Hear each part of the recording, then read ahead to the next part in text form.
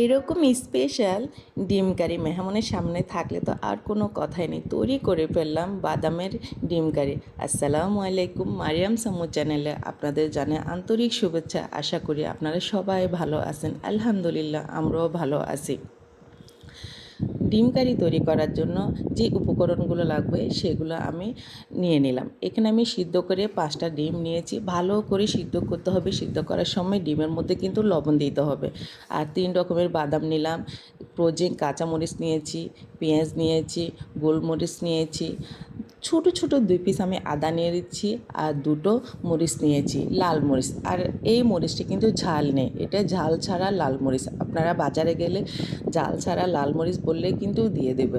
আর এই মরিচটা হলো ফ্লেভারের জন্য। আর এই কারিটা ঝাল না হলে কিন্তু ভালো লাগবে না, একটু ঝাল দিতে হবে।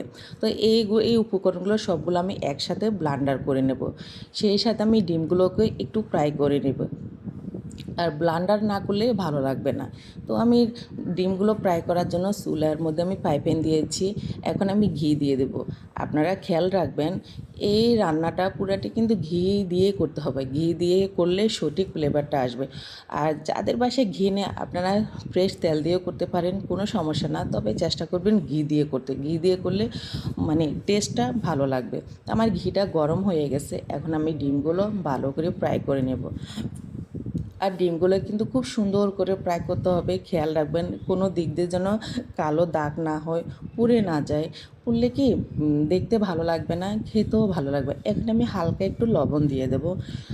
লবণটা দিলে আর একটু ক্রিস্পি হবে, সেজন্য আমি আগে থেকে লবণ দিয়ে দিচ্ছি। বেশি দেবো না, অল্প একটু দেবো। এখন আমি অনবরত ঘির মধ্যে লাড়তে থাকবো। আর লেড়ে এটাকে আমি খুব সুন্দর একটা কালারে নিয়ে আসবো, বাদামি কালার হবে। তো আমার এগুলো ভাজা করা শেষ। দেখুন আমার প্রত্যেকটা ডিম কত সুন্দর করে আমি ভাজা করে নিয়েছি। আর যে মশলাগুলো আপনারা দেখেন সেগুলো আমি ব্লান্ডার করে নিয়েছি। আর নিয়েছি সাথে চিনি, গরম মশলা, লবণ। লবণটা স্বাদ মতো আপনাদের সুবিধা অনুযায়ী দিবেন। যেহেতু আমার ডিমের মধ্যে আমার লবণ আছে, সেক্ষেত্রে কিন্তু আমি লবণের পরিমাণটা একটু কমিয়ে নিয়েছি। তো এখন আমি এই ডিমগুলোকে কি করব, প্রত্যেকটা ডিম কিন্তু একটা করে এক পাশে কিন্তু খুব ভালো করে কাটতে হবে। আপনারা দেখুন আমার মারিয়াম কিন্তু ডিমটা কাটতেছে। যেহেতু আমি ক্যামেরা ধরতেছি, আমি কাটা দেখাচ্ছি না। তো এই দেখুন ও কিন্তু একটা ডিম কেটে এই তো এভাবে দেখিয়েছে। বাকি ডিমগুলো আমি কেটে নেব একটা একটা করে, যেহেতু বাচ্চা মানুষ ও পারবে না, সেই জন্য। তো আমার ডিম কাটা শেষ। এখন আমি চুলার মধ্যে ঘি দিয়ে দিয়েছি। আমি এখানে এই পেঁয়াজটা কিন্তু অপশনাল, এটা না দিলেও চলবে। যেহেতু ঘিটা একটু বেশি গরম হয়ে গেছে, আমার ঘায়ে এসে ফুটবে, সেই জন্য আমি একটু পেঁয়াজ দিয়ে দিলাম। এখন আমি যে মশলাগুলো রেখেছি আমি সেগুলো সব দিয়ে দেব। সবগুলো দিয়ে এখন আমি ভালো করে অনবরত নাড়তে থাকবো। এই তো আমার মশলা দেওয়া শেষ, এখন আমি অনবরত নাড়তে থাকবো। আর এইখানে কিন্তু আর কোনো উপকরণ লাগবে না। আপনারা দেখলেন যে এখানে খেয়াল রাখবেন, হলুদের গুঁড়া বলেন, মরিচের গুঁড়া বলেন, ময় মশলা বলেন, তারপর জিরা ধনিয়া বলেন, মানে এগুলো কিছুই দিতে হবে না, দিলে টেস্টটা ভালো লাগবে না। জাস্ট যেহেতু এটা বাদাম দিয়ে তৈরি করা হবে, এই মশলাগুলো যেটা আপনারা দেখেন, গরম মশলা, চিনি, লবণ, এই তিনটাই দেবো। আমার কিন্তু আর কিছুই দেওয়া লাগবে না। তো এখানে কিন্তু আমি যে পিরিচটা দেখেছেন সেটা একটু ধুয়ে আমি পানি দিয়ে দিচ্ছি, যেহেতু ওইখানে একটু মশলা লেগে গেছিলো, সেই জন্য। তো এখন আমি অনবরত এটাকে নাড়তে থাকবো। খেয়াল রাখবেন এই মশলাটা যাতে কোনোভাবে পুড়ে না যায়, পুড়ে গেলে কিন্তু ভালো লাগবে না, যেহেতু এটা ঘি দিয়ে তৈরি করা। তো এই তো আমার মশলাটা কিন্তু অনেকটাই মাখা মাখা হয়ে গেছে। এই তো এখন আমি একটু এখানে পানি দিয়ে দেব। পানি দিয়ে আমি আরও একটু কষিয়ে নেব আমার মশলাটা কিন্তু। আচ্ছা সরি, আমি এখন ডিমটাই দিয়ে দিচ্ছি। ডিমটা দিয়ে আমি এখন নেড়ে চেড়ে দেবো ভালো করে। খুব ভালো করে নাড়তে হবে।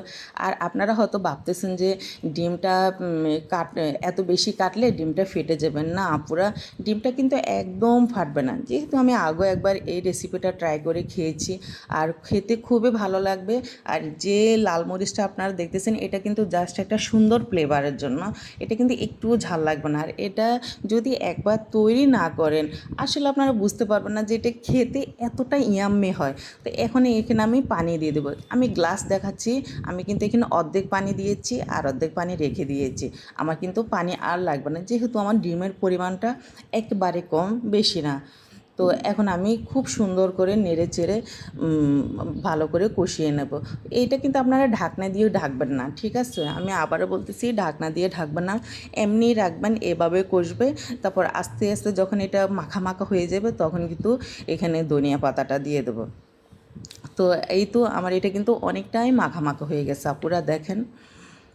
আমার অনুরোধ থাকবে আপনারা একবার হলে এভাবে বাদামের ডিম কারিটা তৈরি করে খাবেন, অসাধারণ হয় আর খুবই ইয়াম্মি হয়, খুবই। তো এই তো আমার মোটামুটি কিন্তু এটা এটা ধরতে গেলে এখন একেবারেই হয়ে গেছে। আমি আরও একটু নেড়ে চেড়ে দিচ্ছি। তো এখন আমি ধনিয়া পাতাটা দিয়ে দিচ্ছি। এটা রান্না করা কিন্তু খুবই ইজি, অত বেশি সময় লাগে না, অল্প সময়ের মধ্যে আমরা কিন্তু মেহমানের জন্য সুন্দর একটা স্পেশাল বাদামের ডিম কারি করতে পারি। যেহেতু আমরা মায়েরা অনেক ব্যস্ত থাকি, মানে ইচ্ছা থাকলেও কিন্তু অনেক রান্না আছে যেগুলো অনেক সময় লাগে, করতে পারি না। তো অল্প সময়ের মধ্যে কিন্তু এই কারিটা কিন্তু আপনারা করে মেহমানের সামনে দিতে পারেন। আর খুবই মজাদার হয়। আর ডিমটা এভাবে কাটলে কি ভিতরে সমস্ত মশলার ফ্লেভারটা ঢুকে, সব কিছুই ঢুকে, তখন খেতে আরও বেশি মজা হয়, অনেক মজা হয়।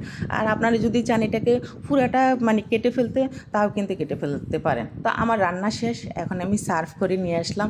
দেখুন এটা কতটা লোভনীয় হয়েছে এবং দেখতে কতটা অসাধারণ। তো আজকের মতো এইটুকুই। সবাই ভালো থাকবেন, সুস্থ থাকবেন, আর চেষ্টা করবেন এভাবে একটা রেসিপি তৈরি করে সবাইকে অবাক করে দিতে। এ তো। আর এটা এই গাজরগুলো আমি সাজানোর জন্যই দিয়েছি মেহমানের সামনে, এভাবে দিতে কিন্তু খুবই ভালো লাগে, দেখতেও